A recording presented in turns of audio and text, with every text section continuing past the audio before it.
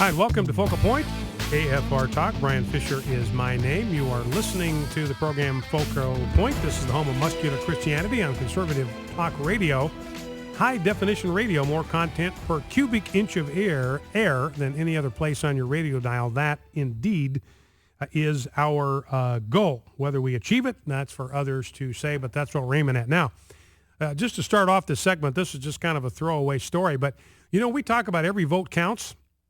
Well, this illustrates it. Here's a guy that was running for city council in a place called Walton City. I guess that's a suburb of Washington, D.C. A guy named Robert McDonald. He ran for Walton City Council against a woman named Olivia Ballou.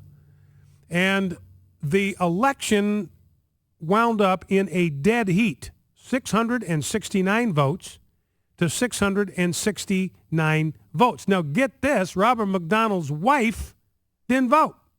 If she had voted, her husband would be on the city council. Instead, they're going to have to go to a coin flip deal. And, he said, look, she feels terrible about this. You know, she worked extra hours. She goes to school. We have 3 kids. I don't blame her. She woke up about 10 minutes before the polls closed and asked if she should run up. I told her I didn't think one vote would matter.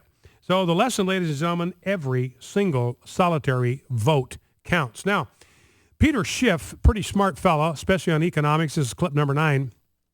And he's explaining here, and this may be the ultimate explanation. In fact, I think it is.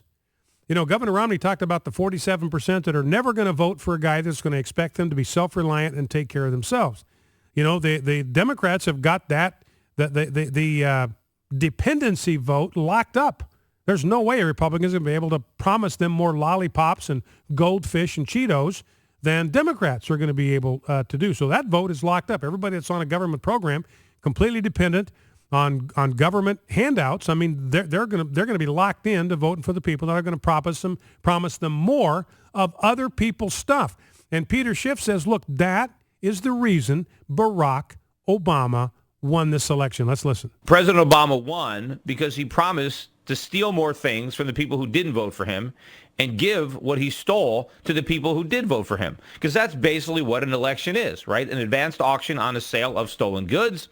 And there were more people who thought that Obama would steal for them than who thought Romney would steal for them. In fact, many of the people who voted for Romney were the very people that President Obama was threatening to steal from to give the money for the people who voted for him. That's really, again, democracy in a nutshell.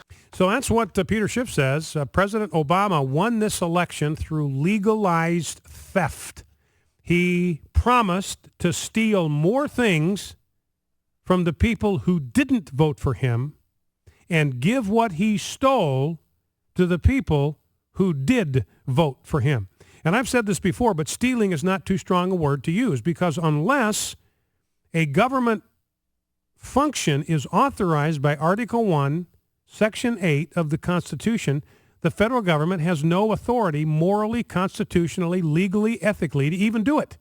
So unless it's authorized, Article 1, Section 8, they can't spend $1 on that, because we, the people, have not given them the liberty, the authority to do it. So if you take money from taxpayers and you use it to fund a function that is not authorized by Article 1, Section 8, you have no moral authority or constitutional authority to do that. And if you have no moral authority, no constitutional authority to take somebody else's stuff, then that's just stealing. That's not taxation. That's robbery, highway robbery at the point of a gun. And Peter Schiff said that's how President Obama won re-election. He promised to steal more stuff from people who didn't vote for him and give it to and give what he stole to the people who did vote for him. Now, here, you know, we've talked about the impact of the re-election of President Obama on the economy, and here is a case in point. This is a Las Vegas business owner. He has 114 people that work for him, and yesterday he fired 22 of them. He laid them off, and he laid them off for one reason and one reason alone: Obama's re-election. And he said to his employers, look, I can't afford to keep you. My regulatory burden is going up. My tax burden is going up. My cost for health care is going up. What it takes me to do paperwork is going up. It's just going to take more of my resources. I just don't have the money to pay you. I'm sorry. I feel terrible about it. It's not my fault. It is President Obama's fault and the people who put him into office. And remember the whole thing. Everybody tells us, hey, the Democrats, they're for the little guy. You want to belong to the party that's out there looking out for the little guy, keeping him from getting tromped on? It's the Democrats. The little guy, ladies and gentlemen, is getting hammered. The little guy is getting stomped on. The little guy is getting trampled. The little guy is getting bulldozed. Here are 22 people, Hispanics mostly, who are now out of a job. Not only is their income diminished, it's gone. It has vanished because of President Obama. Here's what the guy had to say. His name is David. Doesn't want to give his last name for obvious security reasons. Here's what he had to say talking to Kevin Wall on 100.5 KXNT yesterday. Let's listen. And I explained to them a month ago, if Obama gets in office, the regulations for ObamaCare are going to hurt our business. And I'm going to have to make provisions to make sure I have enough money to cover the payroll taxes, the additional health care I'm going to have to do. And I explained that to them, and I says, you do what you feel in your heart you need to do, but I'm just letting you know as a warning, this is things that I have to think of as a business owner. Well, unfortunately, and most of my employees are Hispanic. I'm not going to go into what company I have, but I have mostly Hispanic employees. Well, unfortunately, we know what happened. I can't wait around anymore. I need to be proactive. I had to lay off 22 people today to make sure that my business is going to thrive and that I'm going to be around for years to come. I have to build up that nest egg now for the taxes and regulations that are coming my way. Elections do have consequences, but so do choices. A choice you make every day have consequences. And you know what? I've always put my employees first, but unfortunately today I have to put me and my family first.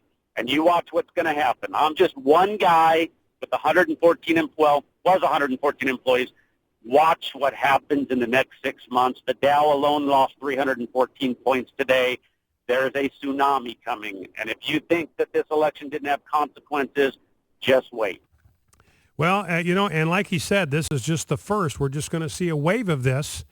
Obamacare, the medical device tax is going into effect on January 1. That's a job killer. The medical device tax is a 2.3% tax on the sales, not the profits, but the sales of every medical device manufacturer. These are the people that make wheelchairs, they make crutches, they make prosthetics, they make breathing equipment for the CPAP stuff. They make that, and they're going to get taxed starting January 1, 2.3% on their gross sales, not on their profit, but on their gross sales. Now, a lot of these medical device manufacturers, 2.3% is more than their profit margin. It's more than they make. It's more than their profit margin. So the medical device tax, and nothing can stop Obamacare now. I mean, ladies and gentlemen, nothing can stop it. We are stuck with it. It's going in. All of the worst parts of Obamacare are going to be fulfilled before our very eyes. And a lot of these medical device manufacturers, they're out of business, or they're going to be heading overseas because they cannot afford the tax burden. McDonald's reporting its first monthly drop in sales since March of 2003. So the Obama economy killing everybody. Focal Point AFR Talk.